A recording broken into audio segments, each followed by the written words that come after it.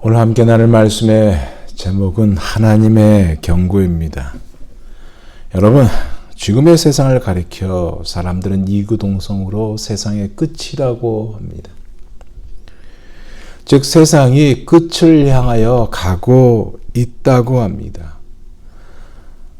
이 말에 대해서 어느 누구도 부정할 분은 거의 없습니다. 그런데 놀라운 것은 그 가운데서도 우리 하나님께서 우리와 함께 하시고 또한 우리의 잘못되지 않도록 두 가지의 경고 시스템을 마련하셨다는 것입니다. 그것이 무엇이냐? 오늘 우리가 읽은 본문, 즉 역사적인 경고이고 다른 하나는 우리가 현실 속에 겪는 현실적인 경고입니다. 방금 말했듯이 역사적인 경고는 오늘 우리가 읽은 본문이에요. 그리고 현실적인 경고는 지금 우리가 계속 겪고 있는 상황입니다. 이 두 가지를 오늘 우리가 나누면서 함께 은혜를 받고자 합니다. 성령 하나님께서 깨닫는 은혜 주셔서 우리의 현주소를 돌아보아 하나님의 기뻐하신 자리에 설 수 있는 우리 모두가 다 되기를 소원합니다. 먼저 역사적인 경고를 생각해 봅니다.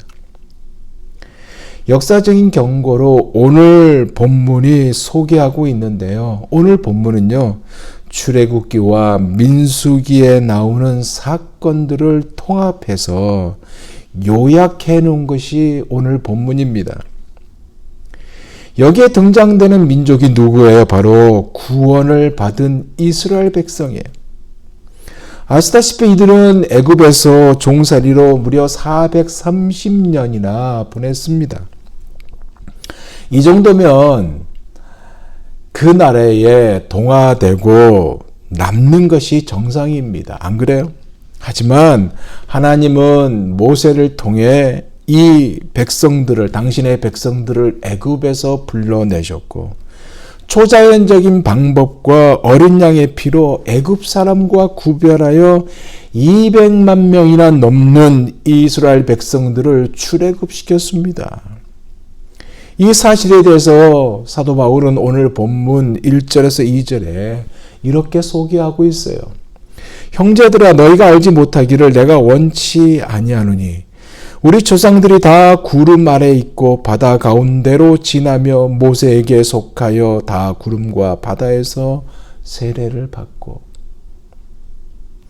무슨 얘기예요? 혹독한 더위와 햇살이 있었어도 피할 수 있도록 구름 기둥으로 덮으셨다는 것이고, 홍해에 이르자 홍해를 가르시고 길을 내어 바다 가운데로 통과하게 하심으로 영원히 함께 할 것 같은 애굽과의 결별을 하나님이 시키셨다는 것입니다.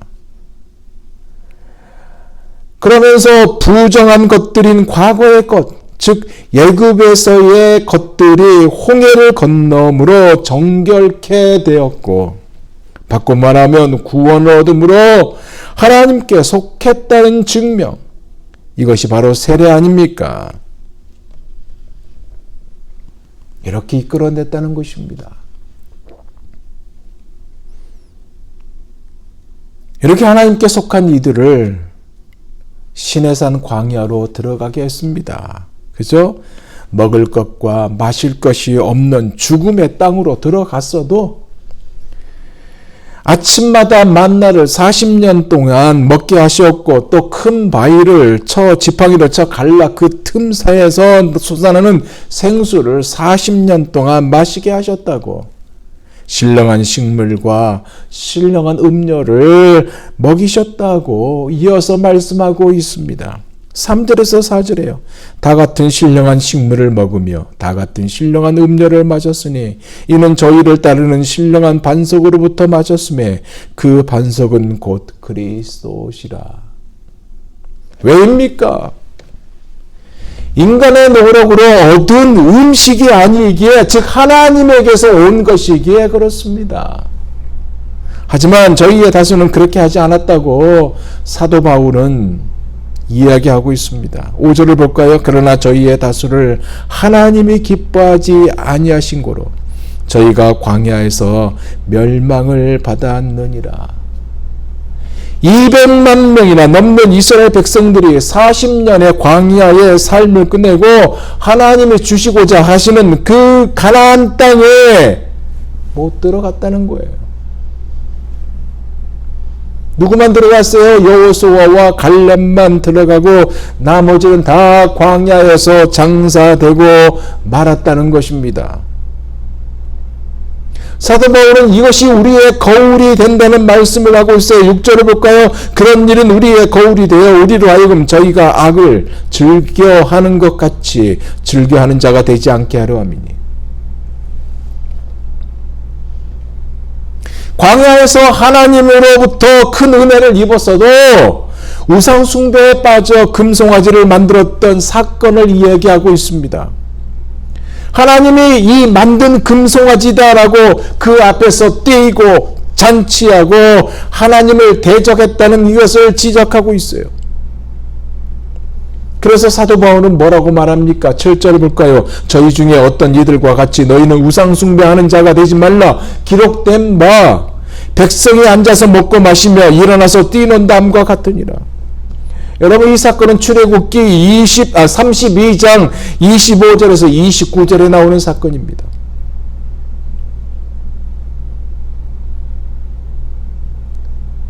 이 사건으로 무려 3,000명이나 되는 자들이 하나님의 징계를 받아 죽고 마는 비극적인 사건이에요. 하나님이 하늘에서 불을 내려서 죽인 사건이 아니라 각 사람들은 자기에게 가장 가깝고 사랑하는 형제, 친구, 이웃들을 죽이게 했던 비극의 사건이 바로 이 사건입니다.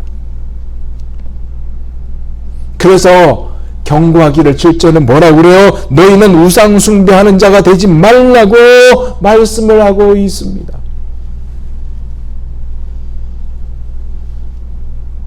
사도 바울은 또 다른 하나의 사건을 소개해요. 그것이 민수기 25장에 나오는 사건이에요. 그 사건이 뭐냐? 미디안 사람들이요, 미인계를 쓴 사건입니다. 아름다운 처녀들을 이스라엘 사람들 틈에 끼워 넣었어요. 그리고 이스라엘의 건장한 젊은이들이 다 성적 타락에 빠지게 만든 사건입니다.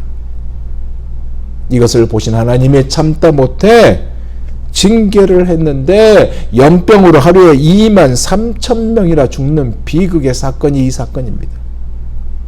이것을 가리켜 바로 발람의 꾀를 쫓아라는 것입니다. 하나님께 범죄하고 연병으로 24,000명이 죽었기에 우리도 저들과 같이 간음하지 말자라고 얘기하고 있는 것입니다. 다른 하나는 뭐냐? 하나님을 원망했던 사건이에요. 하나님을 원망함으로 영원히 하나님의 축복을 놓친 결과를 이야기하고 있습니다. 민수기 14장에 나오는 내용이에요. 가데스 바네아에 모두가 모였잖아요. 모세가 그리고 12명의 정탐꾼을 보냅니다. 가나안으로. 그리고 돌아와서 보고하잖아요. 10명의 정탐꾼과 2명의 정탐꾼의 이야기가 달라요. 10명의 정탐꾼의 보고와 여호수아와 갈렙의 보고가 차이가 있었어요. 사실 10명의 보고는요, 사실 그대로의 바탕을 두고 얘기했어요. 정확했습니다. 그러나 뭐가 문제냐? 판단의 문제였어요. 그래서 축복을 놓치고 만 사건입니다. 사실 가나안의 거민은 네피림 자손같이 강했고 성읍은 견고했다고 그랬습니다. 산지와 해변과 들판에 물살 틈 없이 포진하고 있었고 그들의 성읍이 모래 위에 지은 집처럼 약하고 거민은 작고 방어 상태가 형편없는 것을 부풀려 과장하지 않았고요.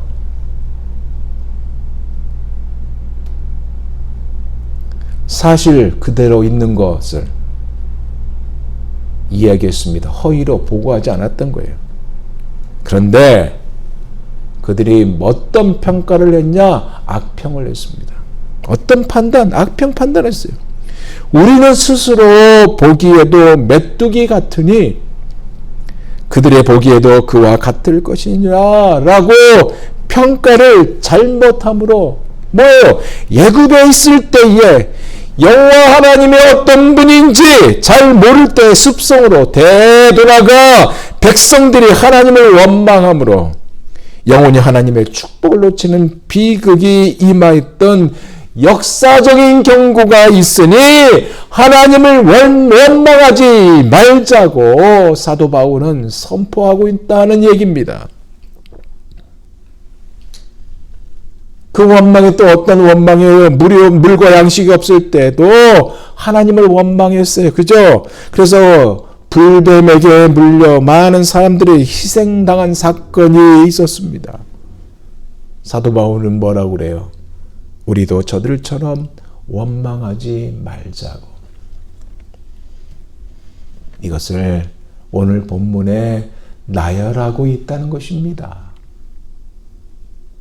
한마디로 뭐예요? 역사를 보고 배우라. 역사를 통해서 하나님의 경고를 받으라, 들으라, 그 얘기입니다. 왜냐하면 역사를 통해 경고를 받고 그렇게 하지 않으면 안 되기 때문에. 그래서 6절에 구약에 기록된 이런 일은 우리에게 거울이 되어 우리로 하여금 저희의 악을 즐겨한 것 같이 즐겨하는 자가 되지 않게 하려 함이라고 말씀하고 있습니다. 그러면서 11절과 12절에 이같이 말씀하고 있어요. 저희에게 당한 이런 일이 거울이 되고 또한 말세를 만난 우리의 경계로 기록하였느니라. 그런즉 선줄로 생각하는 자는 넘어질까 조심하라. 무슨 얘기예요? 스스로 선줄로 생각하다가 넘어지는 불행을 당하지 않도록 하나님께서는 역사적인 사건을 성경에 기록해 놓으셨다는 것입니다. 그러기에 시시때때로 이 말씀을 통해서 경고를 받게 하셨다는 말씀이에요. 사랑하는 여러분, 지금은 영적으로 깊은 잠에 빠지기 쉬운 때 아닙니까? 오늘 말씀의 질문은 뭐겠어요? 그러기에 저나 여러분에게 우상이 없느냐라고 묻고 있는 것이고 음란죄를 범한 것이 없느냐라고 묻고 있는 것이고 하나님을 원망한 것이 없느냐라고 묻고 있는 거 아닙니까? 이런 것이 우리에게 접근할 때마다 말씀을 펴놓고 이 말씀을 펴놓고 역사적인 교훈을 받자는 것이에요. 왜냐? 바로 하나님의 역사적인 경고의 말씀이기 때문에 그렇습니다. 마지막 두 번째는 현실적인 경고입니다. 사실 이 경고는요, 누구보다도 피부로 많이 느끼는 경고일 겁니다. 왜? 당장 눈앞에서 일어나는 사건을 통해 경고를 하고 있기 때문에 그렇어요. 여러분, 한여름 미국 텍사스주의 뉴벨디의 럽 초등학교에서요.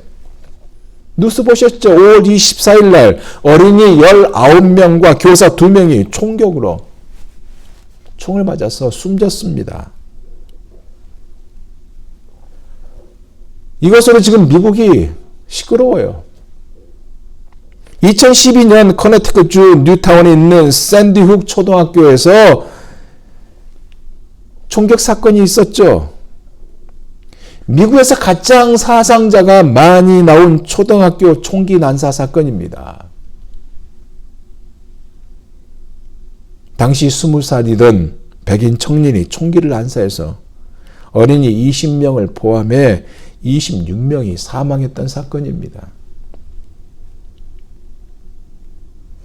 롭 초등학교와 앞서서 5월 14일 날 뉴욕주 버펄로의 탑스 슈퍼마켓에서 18살 용의자가요, 총격을 가해서 흑인 10명이 숨진 바 있습니다.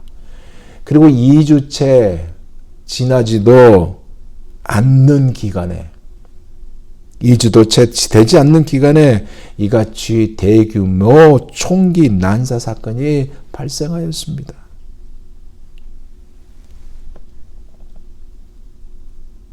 이게 현실적인 경고 아닙니까? 이것만이에요? 지금 우리는 지금 하이 인플레이션을 겪고 있습니다. 보내고 있어요. 물가가 장난이 아니죠. 기름값만 예를 들어봅시다. 1년 전만 해도 기름값이요 2불대였습니다. 이제는 5불대로 접근하고 있어요. 이유가 팬데믹 때문에 돈을 많이 찍어서 돈을 회수하기 위함이라고 하지만 러시아와 우크라이나 전쟁 때문에 모든 것이 지금 다 뒤죽박죽 되어버렸습니다. 즉 현실을 통한 경고를 주고 있는데 이 현실을 통한 경고를 느끼지 못하고 있다는 것이 문제죠. 누가복음 13장에 보면요. 적지 않은 수의 갈릴리 사람들이 멀리 예루살렘 성전에 와서 예배, 즉 제사를 지내는 장면이 나와 있습니다. 그런데 당시 갈릴리 유대 나라를 다스리던 총독 빌라도가 군사를 보냈어요. 이유도 없이 예배드리는 사람들을 살육해버렸습니다.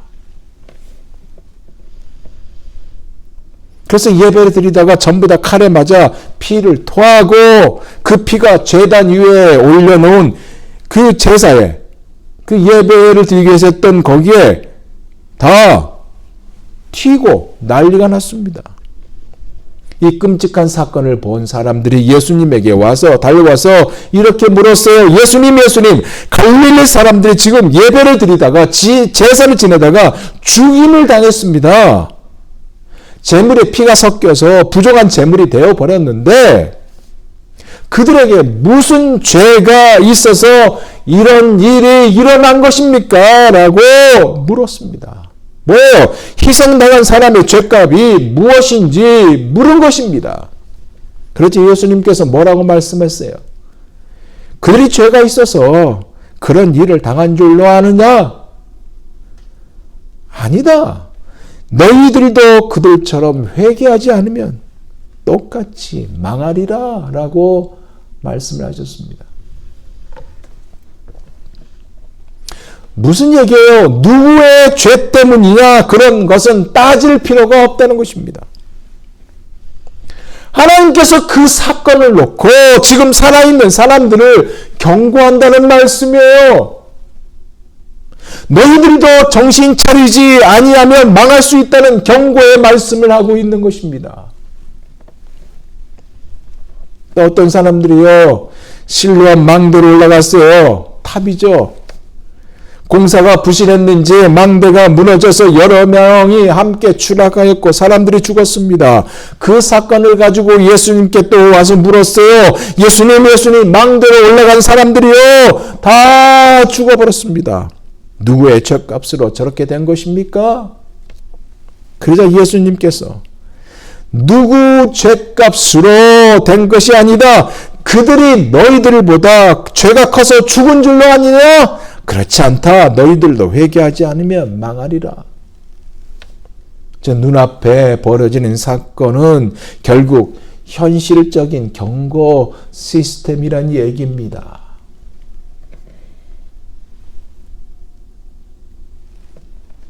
사랑하는 여러분, 이 현실적인 경고의 사건들은요, 말세인 지금 이게 더 많이 나타난다고 성경은 기록하고 있어요.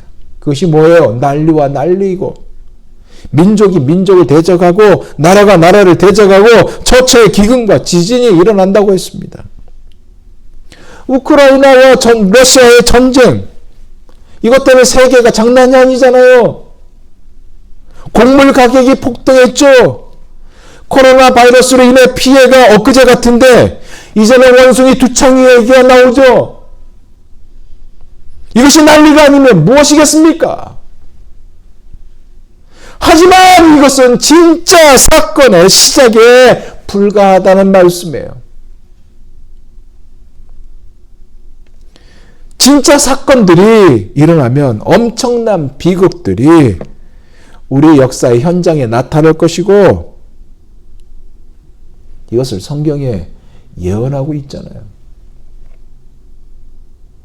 앞으로 지금보다 더 무서운 일들이 일어난다는 얘기입니다. 이런 것들이 뭐라고요?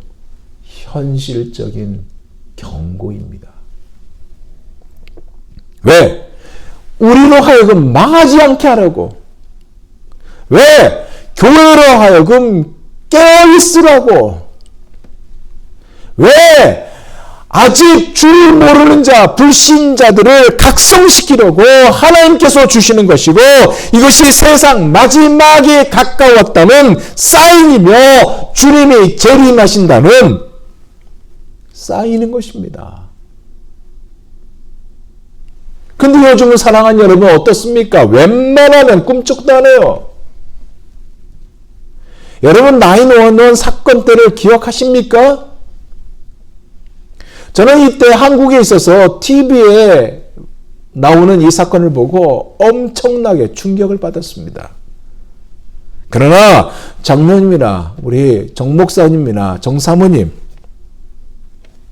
직접 경험했을 것입니다. 그때 이구동성으로 많은 사람들의 이야기는 하나님의 현실적인 경고라고 말했습니다. 그리고 믿었어요. 오만 불선하고 방종하고 물질을 우상으로 섬기는 이 미국을 향한 하나님의 엄한 경고라고 느껴서 회개 운동이 일어났고요. 성경 앞으로 많은 사람들이 나왔습니다. 그런데 지금은요. 어떻습니까? 팬데믹을 겪었던 그때 하나님 앞에 많은 자들이 돌아왔습니까?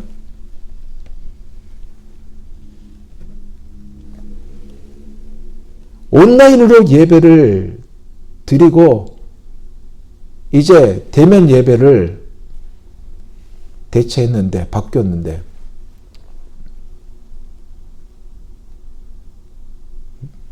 정상적으로 많이 돌아왔습니까?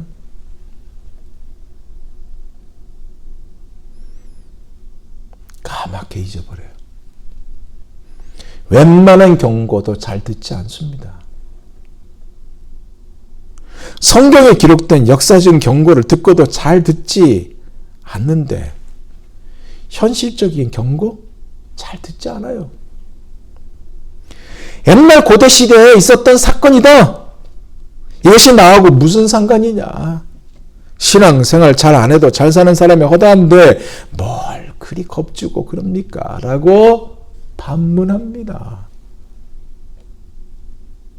즉 쌍둥이 빌딩이요 10개가 무너져도 기도하지 않는다는 얘기입니다.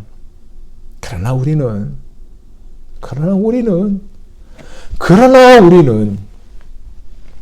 하나님의 경고를 생각해야 합니다.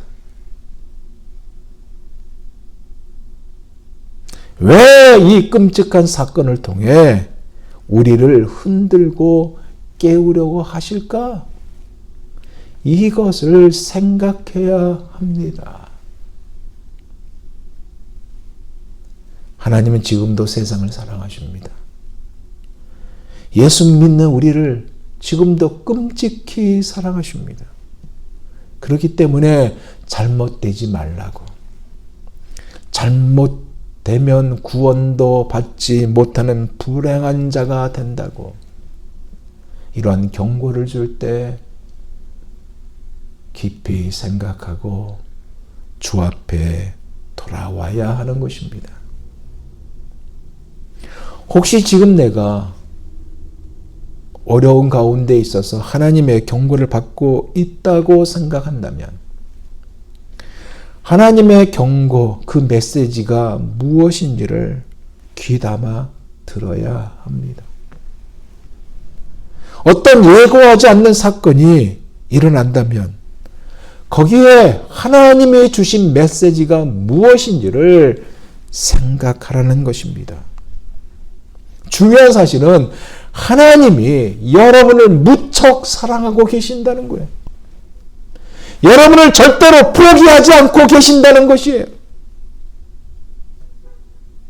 저는요, 한국에서 TV에서 911의 그 사건을 보면서 쌍둥이 빌딩이 붕괴되기 직전에 어떤 사람이 창문을 열고 하얀 천 같은 거, 보자기를 계속 흔들었던 장면을 봤습니다.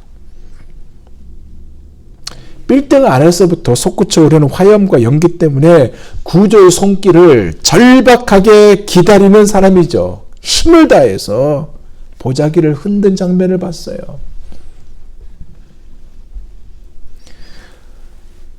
그 상황은 탈출할 수도 없는 상황입니다.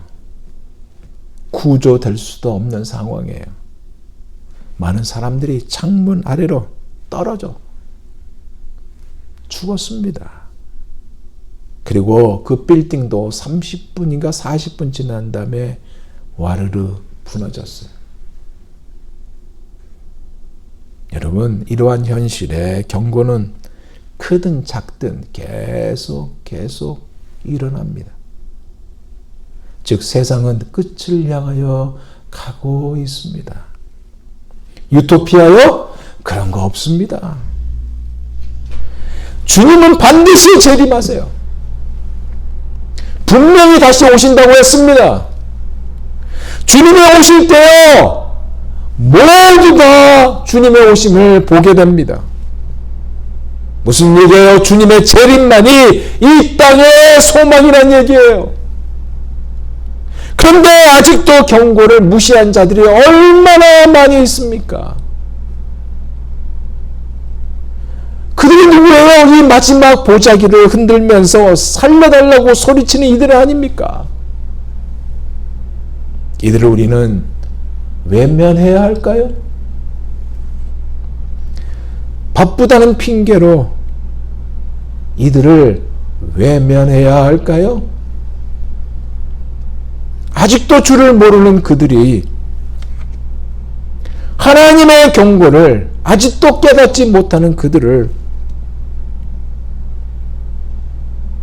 소홀히 하고 있는 우리의 마음은 어떤 마음일까요? 내 사랑하는 남편, 내 사랑하는 자녀, 내 사랑하는 친구, 그리고 이웃이 그러한 비참한 꼴을 당하지 않도록 그들에게 예수 그리스도를 전해야 되지 않을까요? 우리가 역사적인 경고를 통해 우리의 옷깃을 여미고 또한 현실적인 경고를 통해 우리의 영이 깨어나는, 즉 영적으로 깨어나는 우리가 되기를 원합니다. 그리고 아직 모르는 이들, 즉 창문을 열고 흰 보자기를 흔들고 있는 이들에게 예수를 전함으로 그들이 바다를 건너 구원을 얻은 것처럼 예수 그리스도를 통해 구원을 얻게 하고 그들의 이름이 하늘나라의 생명책에 기록되는 역사를 보게 하는 그 주인공이 다 되시기를 예수 그리스도 이름으로 축원드립니다. 기도하겠습니다.